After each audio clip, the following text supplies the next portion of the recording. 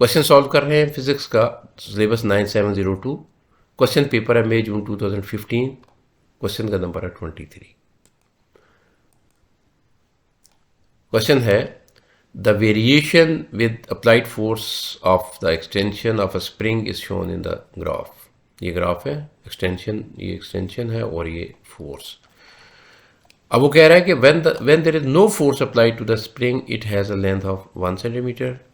What is the increase on the strain energy stored in the spring when its length is increased from 2 centimeter to 3 centimeter?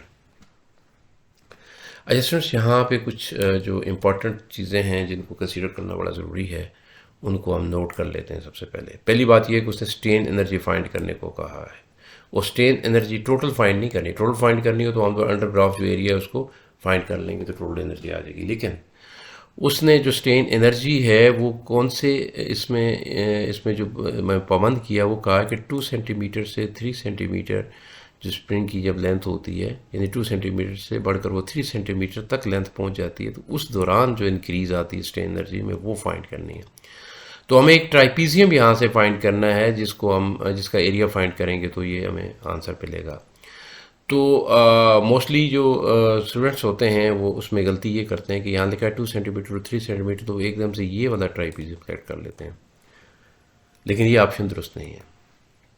अब क्या करना है, तो यहाँ पे हमें इस बात को देखना है कि वो कह रहा है कि लेंथ में जो इजाफा है वो 2 सेंटीमीटर से 3 सेंटीमीटर हो। तो लेंथ, ये तो एक्सटेंशन है।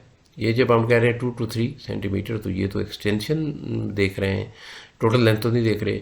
तो टोटल लेंथ देखने के लिए फिर हमें क्या करना होगा, हमें देखना होगा कि जो स्प्रिंग है उसकी जो ओरिजिनल लेंथ थी वो कितनी थी इस एक्सटेंशन से पहले। तो वो यहाँ पे लिखी है, 1 सेंटीमीटर। मैंने यहाँ पे लिख भी दिया, ओरिजिनल जो लेंथ है 1 सेंटीमीटर है। तो ओरिजिनल लेंथ जो है उसको साथ शामिल करके टोटल लेंथ हमने देखनी है। तो इसका मतलब है ये वाला जो ट्राइपीजियम है, ये ट्राइपीजियम बन जाता है उसके लिए।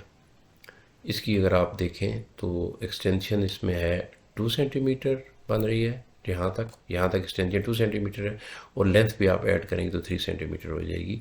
तो इस तरह से ये जो क्राइटेरिया ये फुलफिल हो जाता है इसमें, इस ट्राइपीजियम के तहत। अच्छा सर, ट्राइपीजियम तो आपको मिल गया। अब आपने इसका एरिया फाइंड करना है। एरिया फाइंड करने के लिए आप एक साइड, ये वाली साइड और ये वाली जो इसकी हाइट बन रही है उसको आप मल्टीप्लाई करेंगे।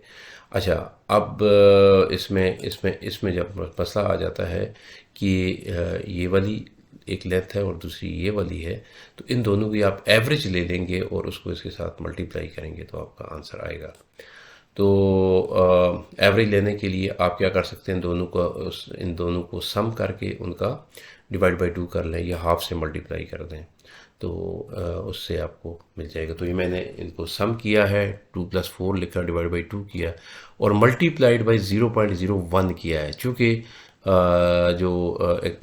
ये जो बन रही है लेंथ में इजाफा हो रहा है वो 1 सेंटीमीटर है, लेकिन हमने जो कि मीटर्स में कन्वर्ट करना है तो इसलिए मैंने इसको 100 से डिवाइड किया है। और इस तरह से हमारे पास जो स्ट्रेन एनर्जी आ जाती है वो आती है 0.03 जूल्स, जो कि दुरुस्त ऑप्शन हमारा बन रहा है बी। स्टूडेंट्स, आई होप कि आपको इस क्वेश्चन की समझ आ गई होगी। बहुत जल्द आपके साथ दोबारा मुलाकात होगी एक और क्वेश्चन और उसके सोल्यूशन को लेकर। उस वक्त तक अल्लाह हाफिज़।